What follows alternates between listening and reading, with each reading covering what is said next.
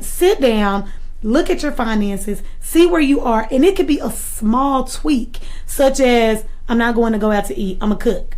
I'm a meal prep. I see that's a big thing now. People meal prepping and getting in shape. Do that, but do something. Don't just talk about it. We need you to be about it. I love it. I love it. And I'm gonna add a little something to that, because as it relates to when you take a cold hard look at where your money is going and spending, like she said, it can be a simple tweak, and it can be a simple switch in the mentality. Because if you think about what you're doing differently and you just apply a different way of thinking about the same thing you're doing, then you can take yourself from being, practicing poor habits into adopting wealth habits. And here's what I mean.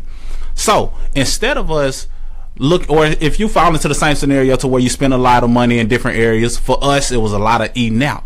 So now if we switch our mentality and think from a wealth perspective, now we can look at it like, okay, we spend a lot of money in these areas, in these restaurants. Let's do some homework on these restaurants. Let's learn what all goes into the creation of these restaurants. Let's see if these restaurants or these stores or these brands that we spend our money with has a stock that we can buy into. See if they're publicly traded. See if it's something that we can do some homework in, and see the performance history that they may have. And now when we spend money at these stores, we're also shareholders of these stores. So if you switch the mentality, a lot of times the habits that you already practice can get you to wealth. So think about what you're spending money on, and a lot of times you'll realize, and this is something that we notice, because even though we were eating out a lot, we do a lot of spending currently at, a particular grocery store. And I'm not making any recommendations, so I'm gonna just say a particular grocery store. So we do a lot of spending at a particular grocery store. We're there, it seems like every day, every other day, because it's always different things that we need, especially with the twins. And we were spending money in there, going there for one thing, leave with 10. You know how it is. You go to a particular space, go for one thing, and now you got a whole basket full of things.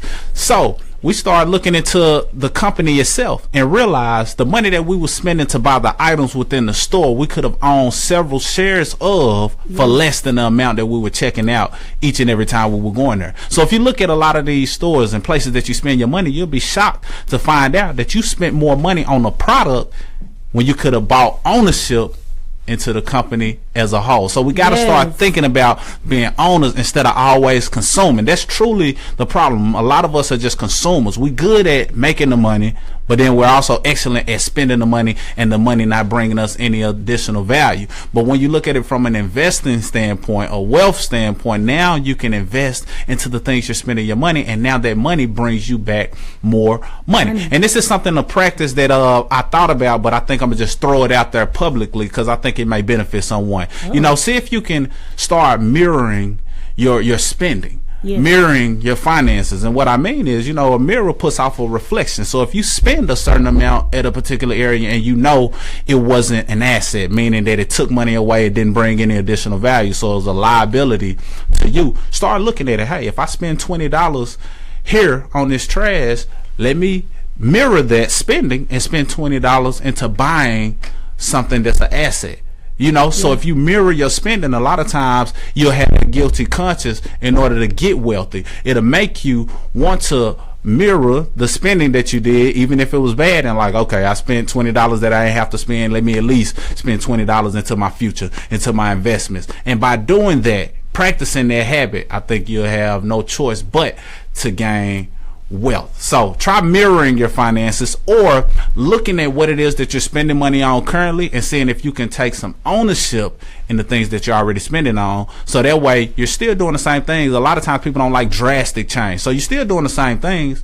You're just tweaking your thought process on it, and that process can take you to building wealth. And here's the thing, because